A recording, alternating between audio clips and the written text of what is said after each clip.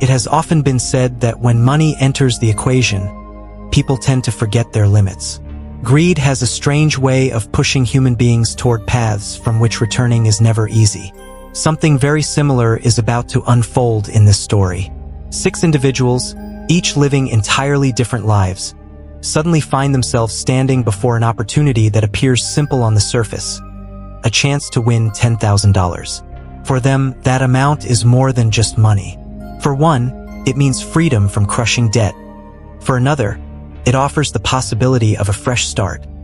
And for someone else, it represents a final attempt to repair a life that feels irreparably broken. They are told that it is merely a game. There will be a series of challenges, and whoever endures until the end will walk away with the prize. Everything sounds straightforward, almost harmless. The rules seem clear, the time frame is defined, and the reward is undeniably tempting. However, one crucial truth is carefully kept from them. This is not simply a matter of winning or losing. The price of failure is far greater than any of them could possibly imagine. At the beginning, none of the 5 participants have the slightest idea that the place they are stepping into is not just a competitive arena, but a carefully constructed trap. As the game progresses, they slowly begin to realize that it is designed to test not only their endurance and courage, but also their humanity. By the time this realization fully settles in, it may already be too late. At the beginning of the film, we are shown a young man, around 24 years old, trapped inside a sealed room. It appears that he is already a participant in the same deadly game. The room contains a series of puzzles, and he desperately works through them, believing that solving each one will unlock a door and lead him to safety. However, the truth is far more unsettling. Their loved ones never sent them any gifts, nor did they know anything about the boxes. Someone else is behind this. Someone who has already begun to interfere with their lives in ways they cannot yet imagine. After finally solving the puzzle boxes, each of the 6 individuals found a small card inside.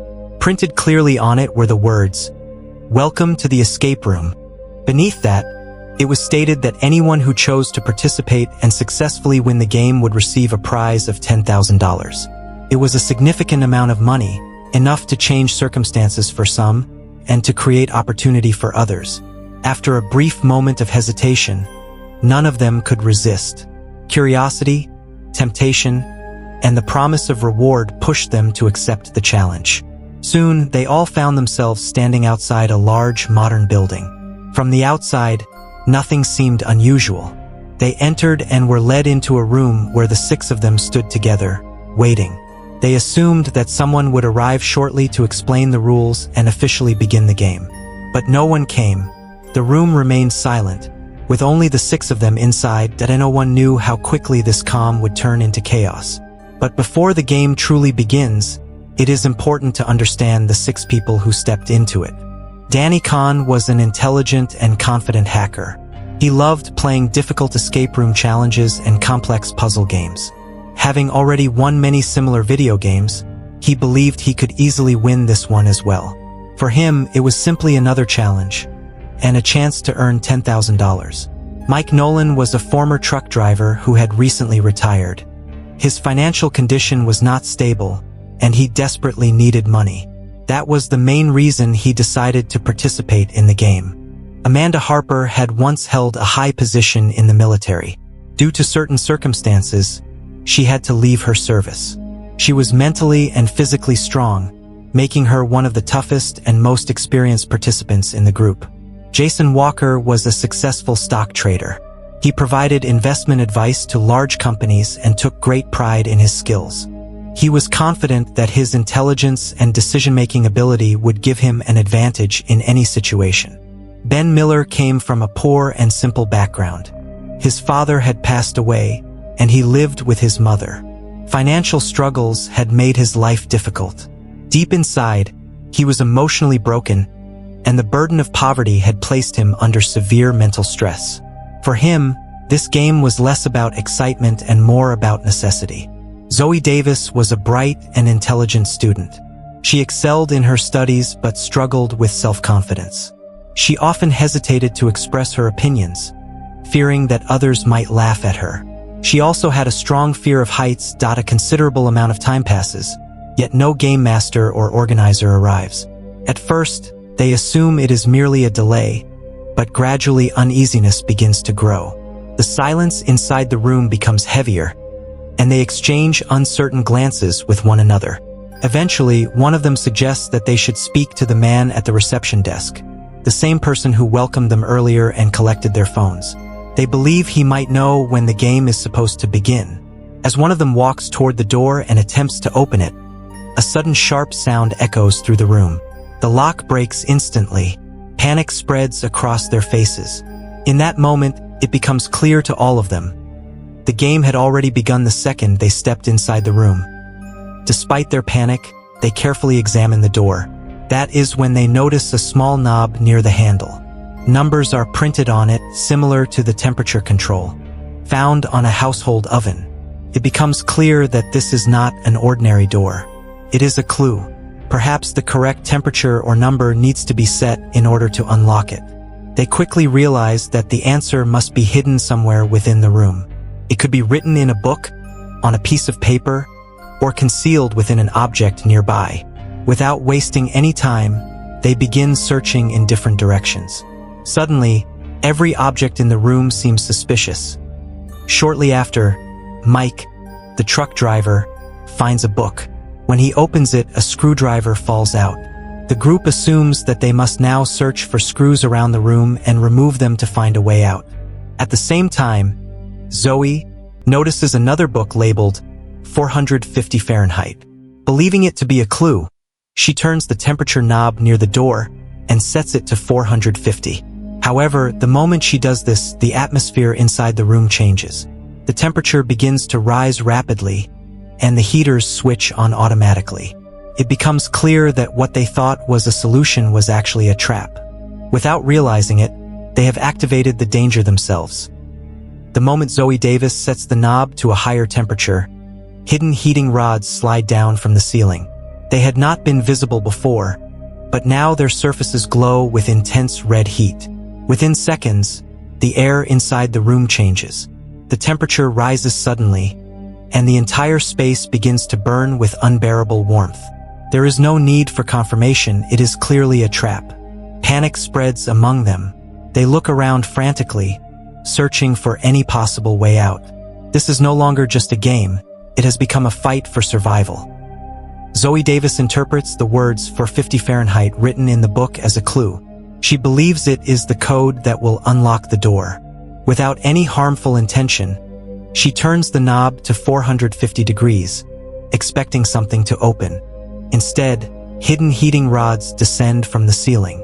They begin to glow with intense red heat, and within seconds, the air inside the room becomes unbearably hot. Shock spreads across Zoe's face. She does not understand what just happened. The others quickly panic as well.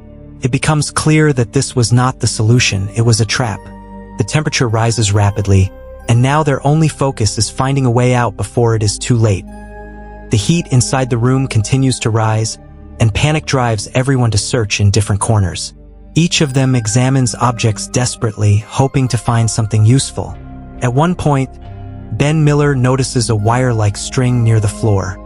He pulls it out only to realize that it is fake, a decoy. Frustrated, he throws it to the ground. The moment it hits the floor, additional heaters mounted along the walls activate. The temperature increases even further, making the situation far more dangerous. At that moment, Zoe Davis looks closely at the discarded string. As she examines it carefully, she discovers a small key hidden inside it. She immediately shows it to the others. The group stares at her in surprise. Some of them even blame her, as if the earlier mistake was her fault. But there is no time for arguments. They insert the key into a nearby gate. When it opens, they see a mannequin of a woman sitting behind it, holding a phone in her hand. It appears as though she is the one giving instructions and controlling the room. The game has now become even more mysterious. The heat in the room has now exceeded their limit. Their ability to think clearly begins to fade. No one is focused on solving clues anymore. They only want to stop the unbearable heat. Amid the chaos, Zoe Davis forces herself to stay calm. As she scans the room, she notices a plate with the words, Please use the coasters at all times. It seems ordinary, but she realizes it must be a clue. She approaches the table where 4 coasters are placed. When she presses one of them, a small window opens in the wall. Everyone believes this is the exit. However, the moment she lifts her hand, it closes again. They quickly understand that all 4 coasters must be pressed at the same time. In a rush, they grab for glasses, fill them with water, and place them on top of the coasters to keep them pressed down. The window remains open. Without hesitation, they escape through it, leaving the burning room behind. They somehow manage to escape the burning room. Though safe for the moment, the experience has shaken them deeply. Some of them are visibly disturbed and want nothing more than to leave the game. Amanda Harper firmly insists that they should stop and get out immediately.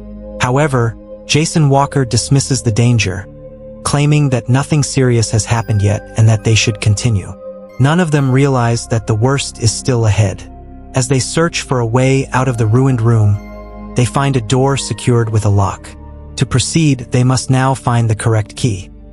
After a brief discussion, they come to the conclusion that the room they just survived was only level 1. If that is true, then 4 more levels must still be ahead. Whoever reaches the end will be declared the winner of the game.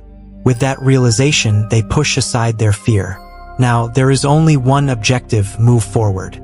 Without wasting any time, they begin searching for the key to the locked door, treating the previous ordeal as merely the first stage of something far greater.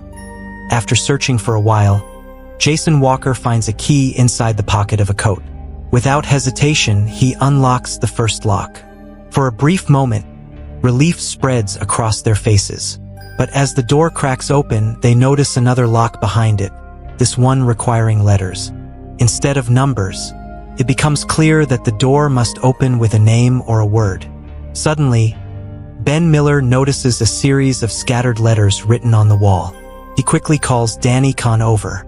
Danny studies them for a moment, rearranges the letters in his mind, and enters the code into the lock. A soft clicking sound echoes. The door unlocks.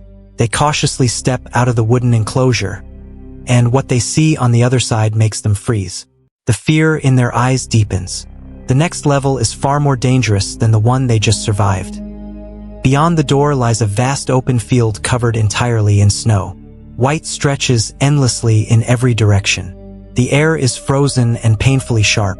The temperature is so low that a human body could begin to shut down within minutes.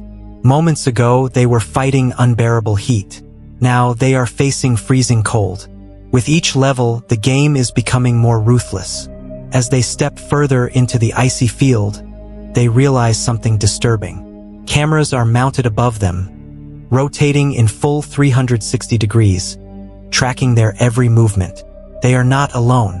Someone is watching, observing every step they take. Soon, they realize that this is not an open field at all.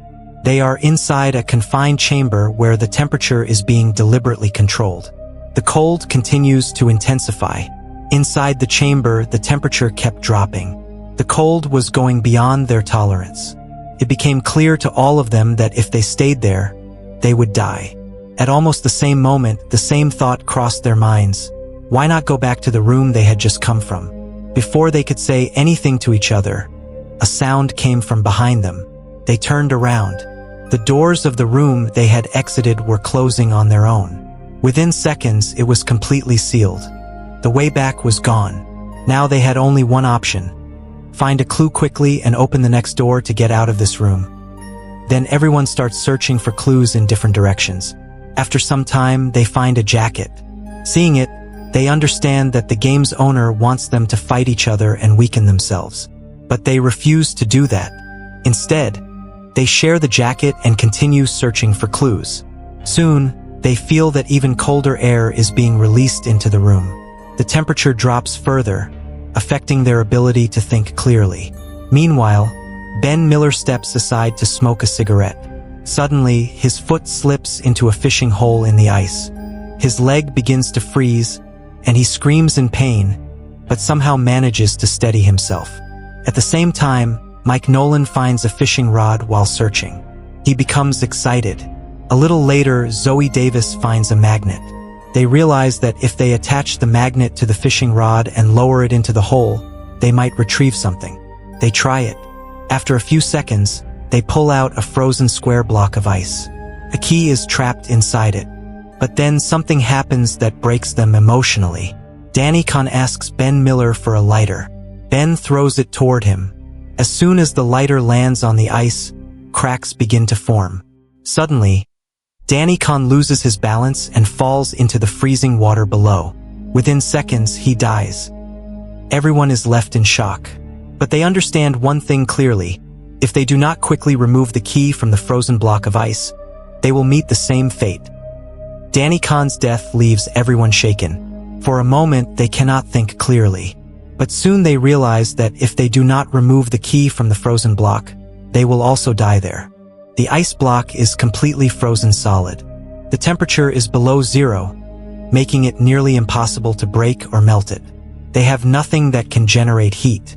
Finally, they decide to melt it using their body warmth. All of them place their hands on the frozen block. After a long effort, the ice slowly begins to melt, and eventually the key comes out. Jason Walker picks up the key and inserts it into a nearby door, but the door in front of them does not open. Instead, another door on the opposite side opens. At the same moment, cracks begin to spread across the icy floor. The entire surface starts breaking apart. They realize that if they do not escape immediately, the ice will collapse beneath them. They run toward the newly opened door. Struggling to keep their balance, they somehow manage to reach the fourth room and enter it. All of them enter the fourth room. By now, they understand that every level is more dangerous than the previous one. As soon as the lights turn on, they are shocked. The room is upside down. They are standing on the ceiling, and the real floor is above them. They must find a clue and escape in this condition. Soon, the floor begins to collapse. Below them is a 20-story drop. If they fall, they will die. They grab onto nearby objects and start searching for clues quickly.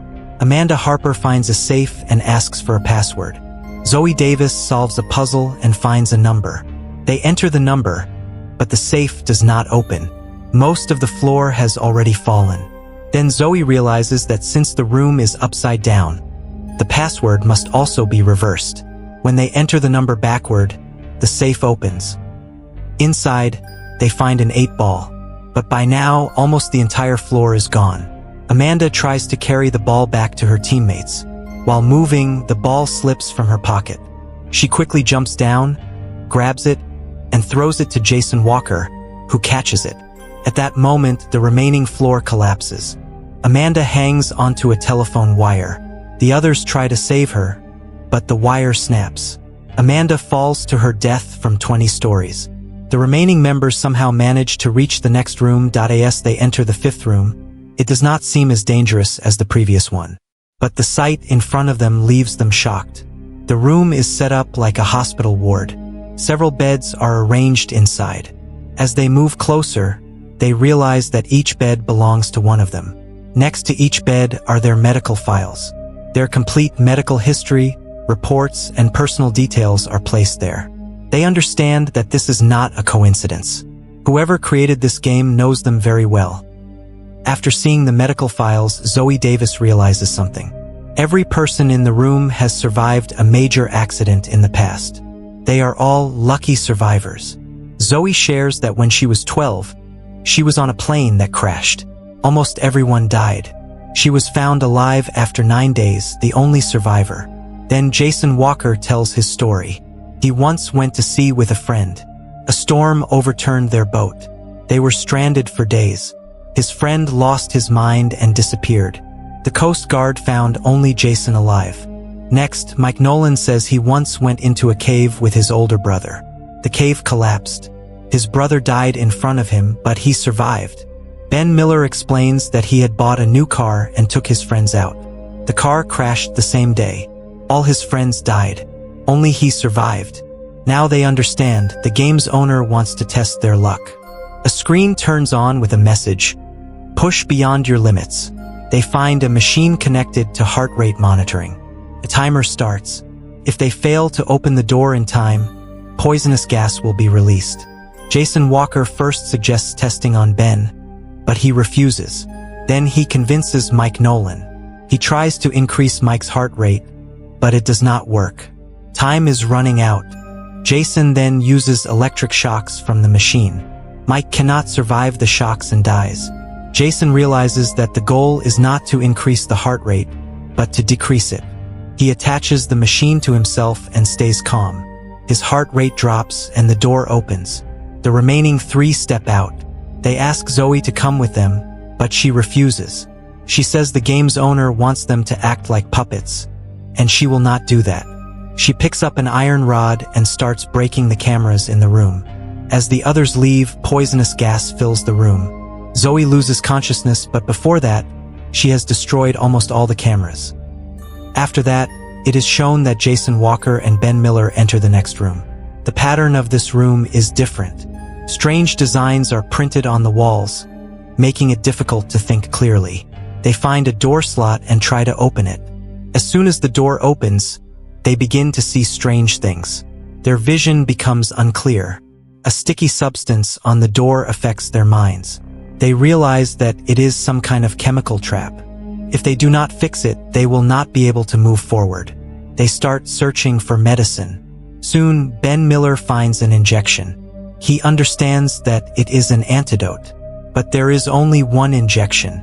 Now it is clear, only one person can take the medicine and move forward. As Ben Miller is about to inject himself, Jason Walker tries to snatch the injection from him. A struggle breaks out between them. Somehow, Ben manages to inject himself. Within moments, Jason weakens. Ben leaves him behind and reaches the next room. In the next room, Ben is shocked. He has reached the control area from where the entire game is being operated. A man stands in front of him. The man says, "You won the game. I expected Jason Walker to win, not you." Ben angrily replies, "I won. You're a psychopath. Why create games where people have to die?" The man answers, "I am only the host. The real investors are different. For centuries, people have wanted to test their luck. Our investors spend billions every year. They want tougher games." Ben says, "I won. Now give me my money." Instead of paying him, the man attacks Ben. He is about to kill him when Zoe Davis appears from behind.